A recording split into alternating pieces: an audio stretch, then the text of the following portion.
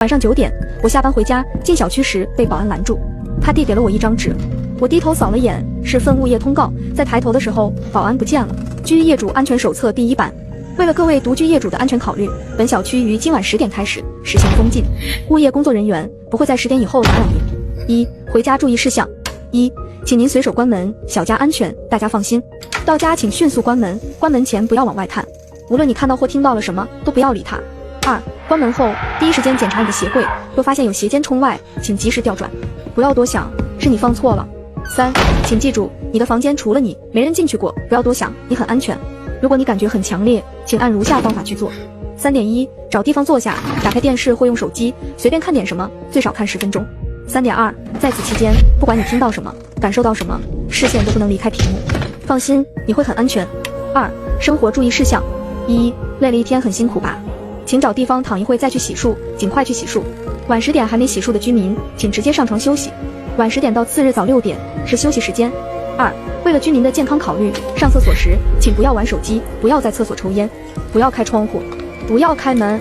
3、家里有不住人的空房，一定要关门，里面什么都没有，不管你听到空房里有什么声音，都不要理会。4、请善待你的宠物。3、上床注意事项。1、脱下了鞋，鞋尖不要对着床。2、不要在床上玩手机，对眼睛不好。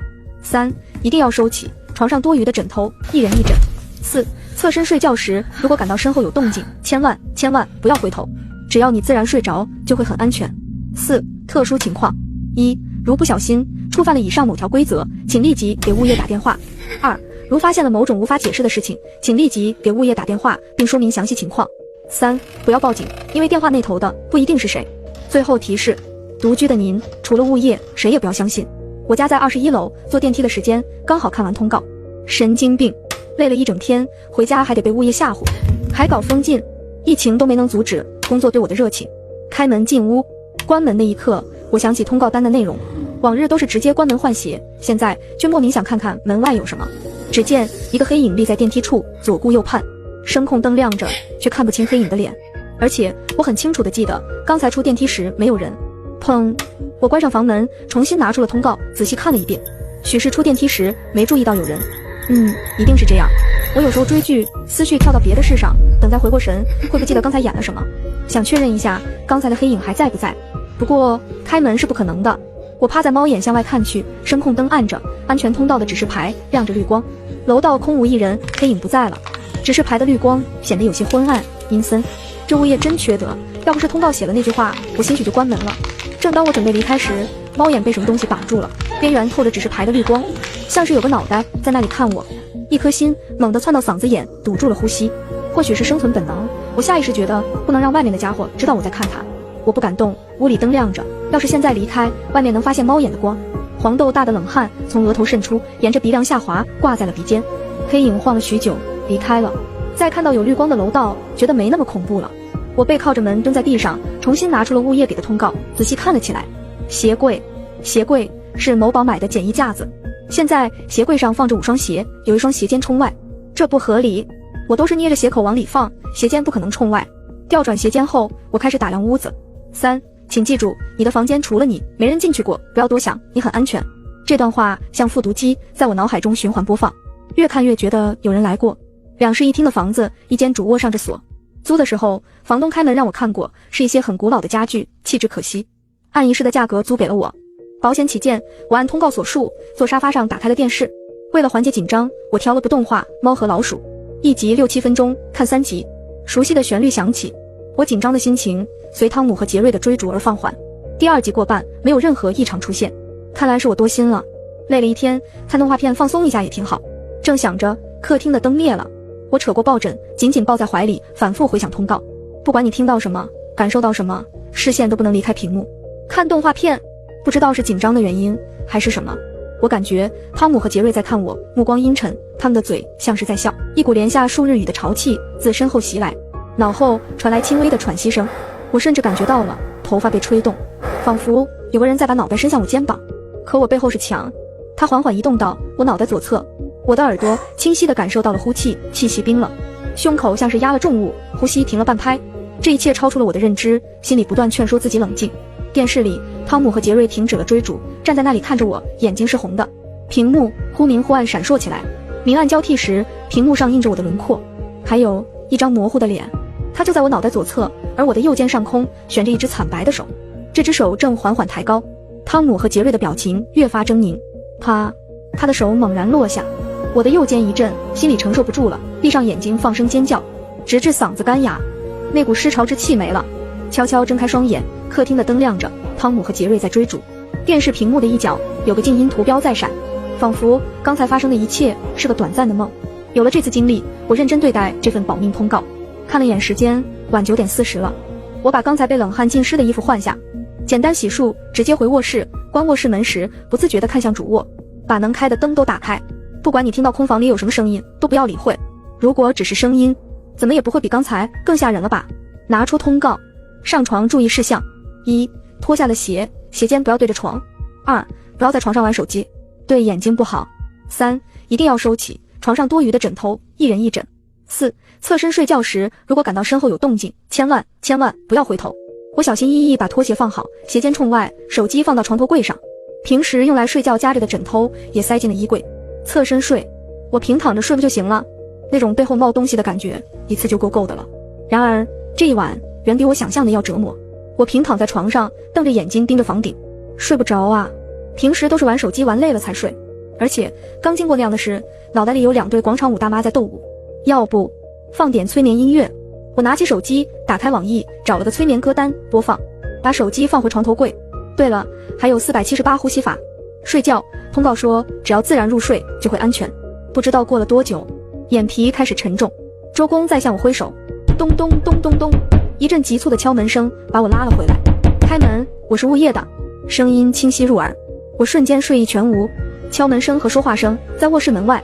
更让我恐惧的是，我竟然是侧身躺着。我完全不记得是什么时候侧身的。开门啊，我是物业的保安，刚才见过你，你忘了吗？敲门声越发急促，我不敢说话，双手捂着口鼻，身体微微颤抖。敲门声停止了，新的通告给你放门口了，自己取。脚步声远去，等了一会，卧室外传来孩童的朗诵声。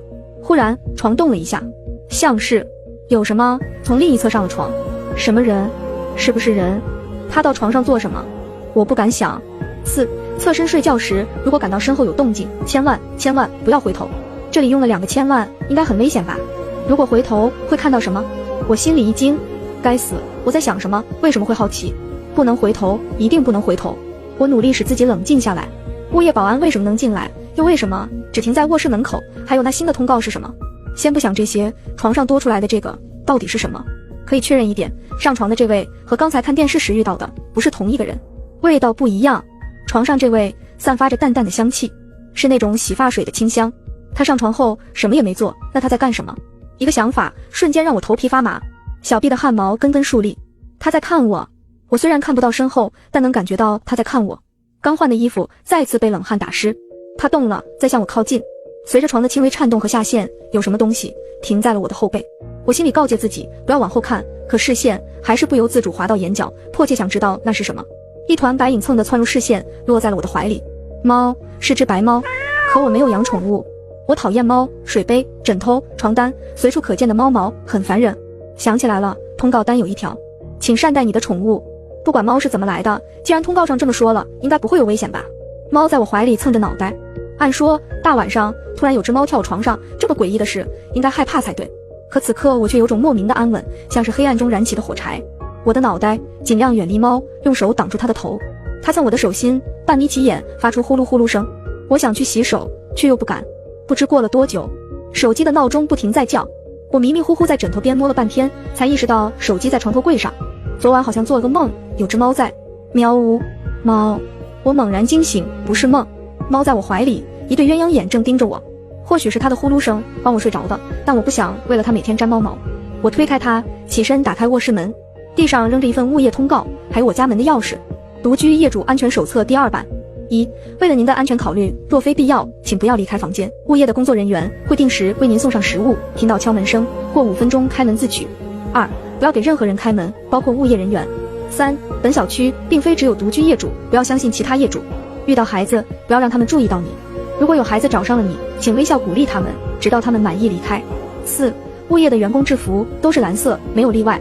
如果看到红色制服，请不要跑，尽可能满足他的要求。如果看到绿色制服，不要犹豫，快跑。物业中心是唯一安全的地方，请耐心等待解封，预计时间3天。我冲到洗手间反复洗手，黏猫毛，决定离开小区，去附近的酒店住几天。来到楼下，我被眼前的一幕惊呆了。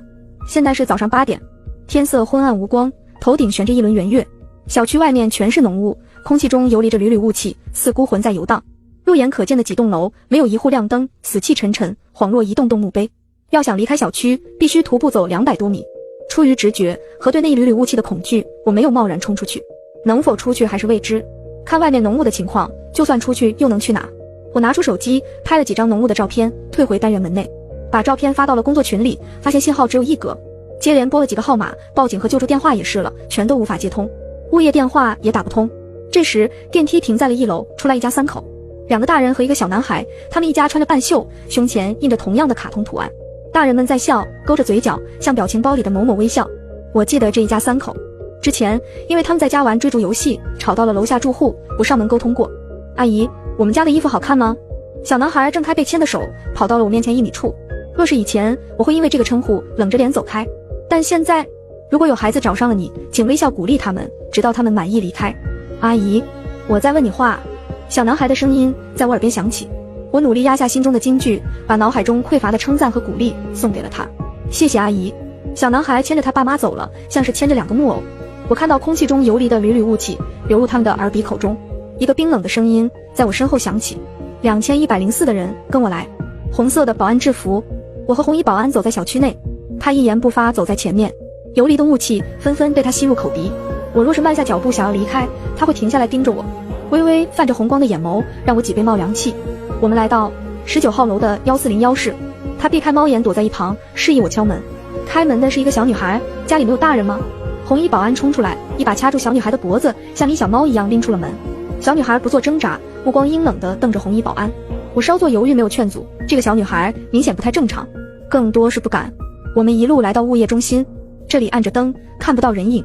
红衣保安直接把小女孩扔向物业中心的大门，小女孩撞到大门的时候，身体消失了，仅剩一只燃血的脚。任务还没完成，红衣保安看出了我想进物业中心，抬手拦住了我。下一刻，回家去！他大喊一声，冲向了我身后。我转头看到他和一名黄衣保安扭打起来。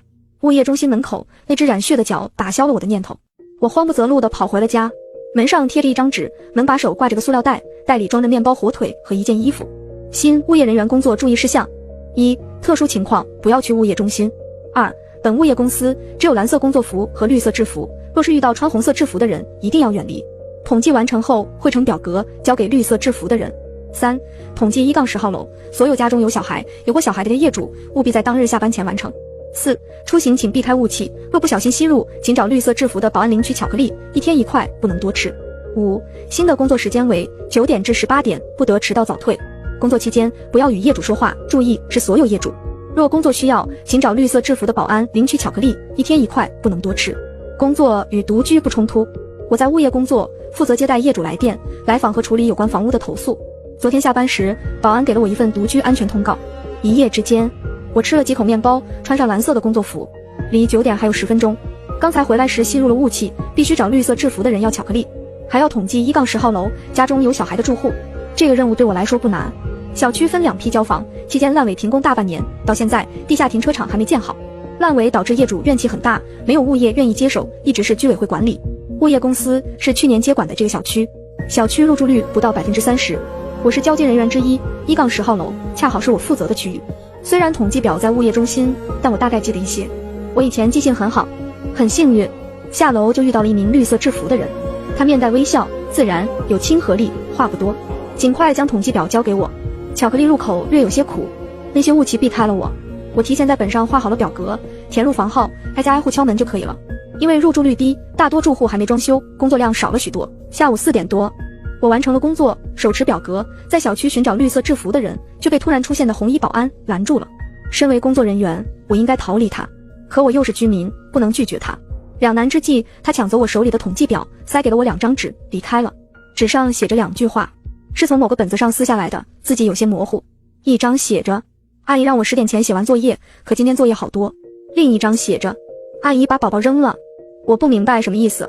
幸亏我记性不错，重新做了张统计表，交给了绿色制服的人。任务完成，却还不能回家。小区的阴沉氛围让我害怕，于是我躲到了家门口等下班。这应该不算摸鱼吧？晚6点到了，我准备开门，一名红衣保安从电梯走了出来，跟我走。我跟着红衣保安，做着与之前同样的事。不同的楼号，不同的住户。我敲响的住户都是5、6岁的小孩子开门，他们长得有些相像，还有些熟悉，似乎在哪里见过。这些孩子有的被扔到物业中心的门口，有的在红衣保安手里变成了纸，他会把纸送给我。这些纸和之前的那2张一样，同样的纸质，连撕扯的边沿都接近。我们一直忙到晚上9点，他才让我回家。我到家清空茶几，把这些纸平铺在台面，一共14张，内容都不一样。这些字我莫名有种熟悉感，仔细回想，脑袋会抽痛。我好累，想早点睡觉。阿姨把我关屋里了，让我背10篇作文，好难，我记不住。阿姨把我关屋里了，让我背100个单词，好难，我背不下去。阿姨哭了，我想抱抱她，害怕。今天做完作业，阿姨让我动画片了，太棒了。汤姆好可怜，每次都追不到杰瑞。我把宝宝带回家了，妈，划掉，阿姨不会生气吧？宝宝丢了，我找不到他，好难过。阿姨说，因为我不乖，所以不能叫他妈妈。阿姨不跟我一起睡了。我有妈妈，我有妈妈，我有妈妈。我如着魔一般，反复念着每一句话，一遍又一遍，头越来越疼，越来越疼。我在沙发上醒来，家不一样了。电视在播放《猫和老鼠》，墙皮多处开裂，大面积发霉。茶几的台面有个蛛网般的裂纹，像是被什么东西砸过。地上全是碎纸屑。我不记得发生过什么，脑子里有个声音催促着我该去上班了。我捂着脑袋走向洗手间，还未开门，就看到门缝处有红色的液体流出，有些粘稠。不要开门，不要开门！脑子里的声音又出现了。不行，我要看看里面有什么。砰！在我按下门把手的一刻，洗手间的门碎了，里面是红色的，墙上、地面、镜子上。我尖叫着，踉踉跄跄跌坐在地。工作，去工作！我蓦然起身，穿上外套，离开了房间。乘坐电梯时，我口袋里多了张通告：保安工作手册。1. 保安的制服全是红色，没有蓝色和绿色。蓝色制服的人无害，请不要伤害他们。遇到穿绿色制服的人，杀了他们，杀了他们，杀了他们。2. 晚10点到次日6点是休息时间，需在物业中心休息。若在此时间外未能回到物业中心，请被涂抹了。3. 不要上门打扰任何业主，除非有业主为你敲门。不要找独居的业主，没人会为他们开门。见到独自外出的孩子，带他们回家。有独自在家的孩子开门，抓住他们带到物业中心。4. 请尽快找齐线索。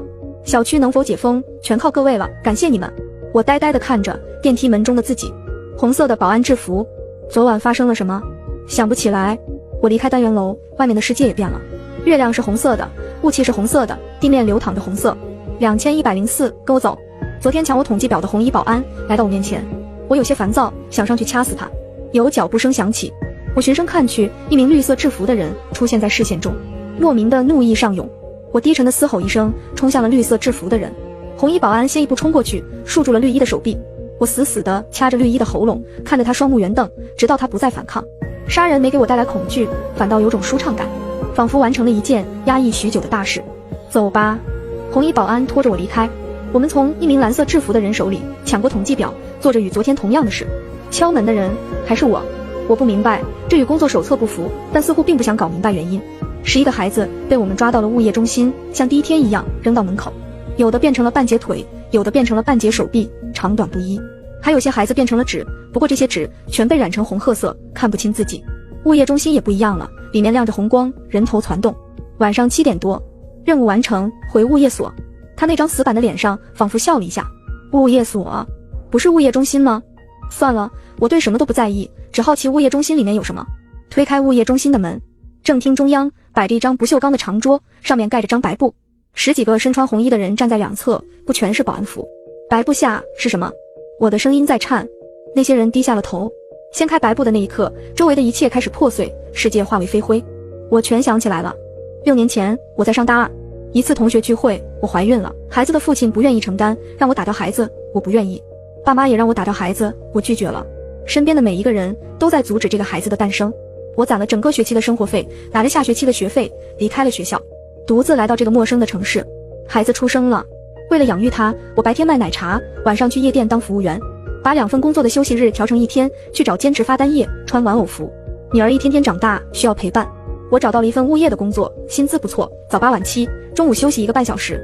小区里毛坯房的房租也很低，我只要简单装个厨卫，水泥抹平地面，可以住人了。可是公司要求单身或没有6岁以下的孩子，我让女儿喊我阿姨，她很乖。有一次我看到小区有孩子们欺负她，骂她星号星号，当时有同事在旁边，我只能忍着，等回家再安慰她。可我回家后，她骗我说没有孩子欺负她，让我不要担心。短短3年，我从1名文员做到了客服主管，薪资也涨了1500。我们随公司来到新的小区，由于小区烂尾，房价低廉，我用所有积蓄付了首付。我的工作量变多了，还要经常处理业主们的投诉，脾气逐渐暴躁。有天中午，有业主投诉楼上扰民，沟通无果，我过去做调解，闹了一中午，忘记女儿在家还未吃饭。等想起来，已是晚上7点多了。我最近经常中午不回去，女儿从来不吵不闹，自己会泡面。可这天当我回去时，看到了洗手间血流成河，鲜血染红了墙壁和镜子，她的卧室也有血。事后警察找到了凶手，穿着绿色的园林服。看到女儿缝合了10几处的尸体，我崩溃了。警察找到了女儿的日记本，我游离在精神错乱之间，封存了关于女儿的记忆。我出院了，回到家里，推开主卧的门，书桌上放着一本撕掉大半的记事本，摊开的记事本上积满了灰尘。12点半了，妈妈，划掉，阿姨还没回来，她肯定也没吃饭，我好想多泡一碗给她，可是她说不让我去找她，好想快快长大，那样就能swang钱了，有了钱就有妈妈了。全文完。